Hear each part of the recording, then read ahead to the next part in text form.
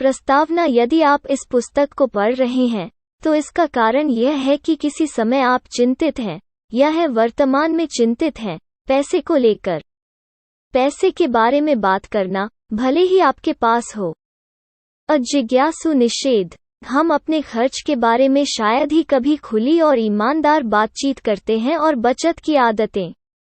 लोग बड़े निवेश के बारे में शेख ही बघार सकते हैं, जैसे वो स्टॉक जिसने उन्हें बनाया है सुपरसाइज रिटर्न, लेकिन अपने वित्तीय पर दबाव का उल्लेख करने से कतराते हैं। उनकी महंगी खर्च करने की आदतों के कारण जीवन उस फैंसी कॉफी की तरह है जो वे ऑर्डर करते हैं दिन में 2 बार।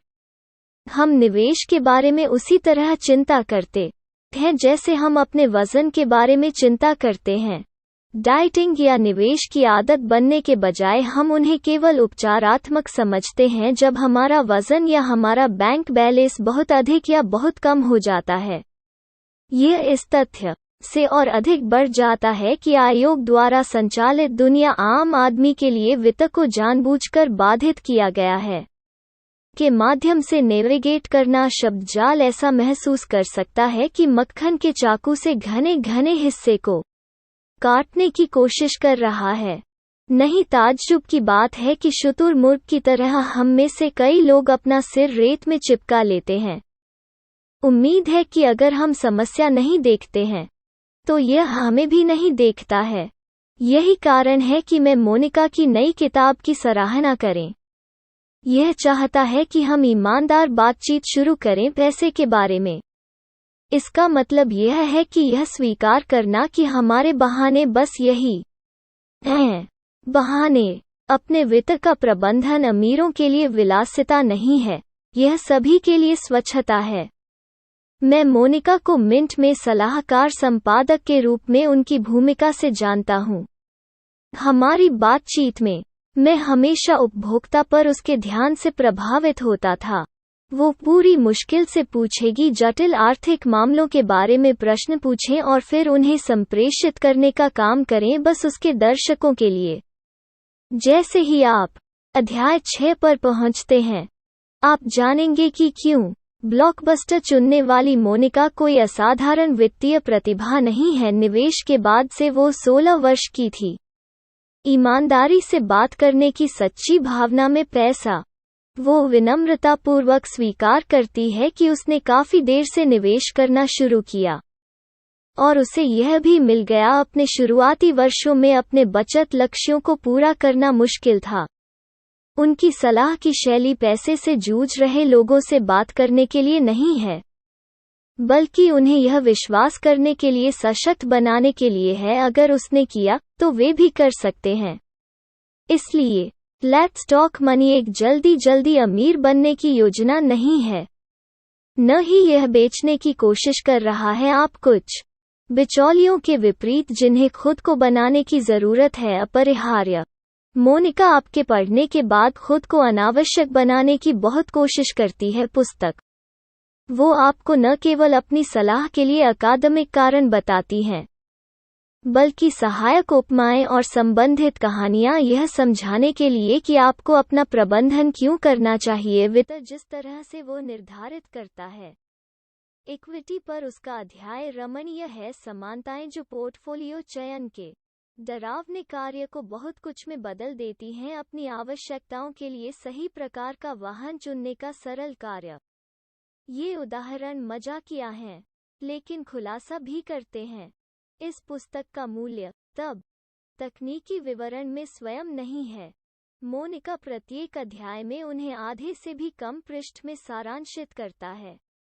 आनंद में है उसे समझने के लिए उसकी और उसके दोस्तों की व्यक्तिगत कहानियों को पढ़ना। अवधारणाएं। अगली बार जब कोई उनके बारे में बात करना शुरू करता है तो उन पर प्रकाश डालने के बजाय निश्चित आय वाले उत्पाद या इक्विटी से जुड़ी बचत योजनाएं। दूसरा कारण लेट्स टॉक मनी इसकी टाइमिंग है के लॉन्च से मैं उत्साहित हूँ। यदि आप एक निवेशक हैं, चाहे युवा हो या बूढ़े, आपके लिए निवेश करने का इससे बेहतर समय नहीं हो सकता। इस किताब की तुलना में अभी भारत डिजिटल बदलाव के बीच में है। मेरे जैसे 2015 में कहा हम बैंकिंग के व्हाट्सएप पल से गुजर रहे हैं। क्या इसका मतलब यह हुआ? आज आप 1 मिनट से भी कम समय में बैंक खाता खोल सकते हैं eKYC के साथ। यह है न केवल कुछ फैंसी नए जमाने के बैंक जो आपको तुरंत खाते खोलने की सुविधा देते हैं, बल्कि जिन राष्ट्रीयकृत बैंकों को आप जानते हैं और जिन पर आप भरोसा करते हैं। मोनिका सिफारिश करती है 3 अलग-अलग बैंक खाते, आय, खर्च हिस्से और निवेश। आज यह कुल 3 मिनट है, जबकि पहले बैंक की 3 यात्राएं। आपको पते और आईडी के 3 सेट के बजाय एक OTP, वन टाइम पासवर्ड की आवश्यकता है। सबूत कुछ 30 अजीब हस्ताक्षरों के साथ।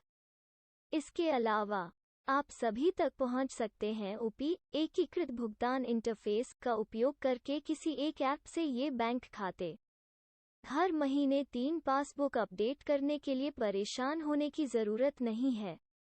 आपके द्वारा चुना गया ऐप आपके अपने बैंक का ऐप भी नहीं होना चाहिए।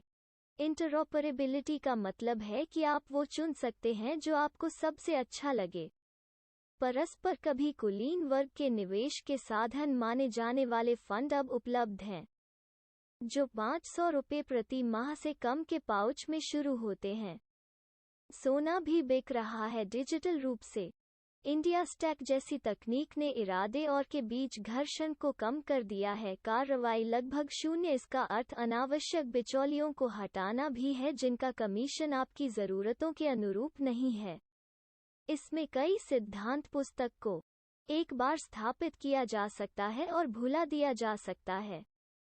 धन्यवाद के मामले में हम आज कहाँ हैं? तकनीकी आप पूरी तरह से पेपरलेस, उपस्थिति रहित और में निवेश करना शुरू कर सकते हैं कैशलेस तरीके से। लेकिन घर्षण कम करना बचत के लिए एक तरकीब है।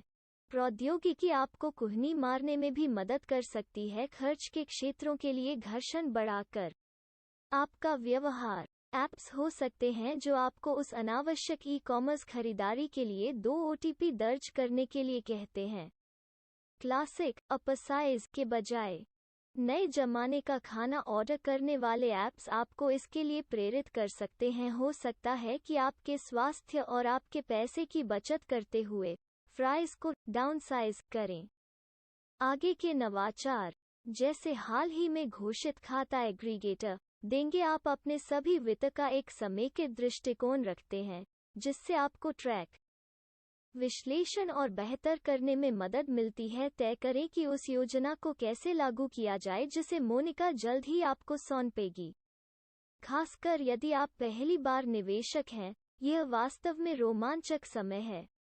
डिजिटल देशी निवेशकों के लिए उपलब्ध परिष्कृत लेकिन उपयोग में आसान उपकरण थे पिछली पीढ़ी के हमारे लिए कभी उपलब्ध नहीं है।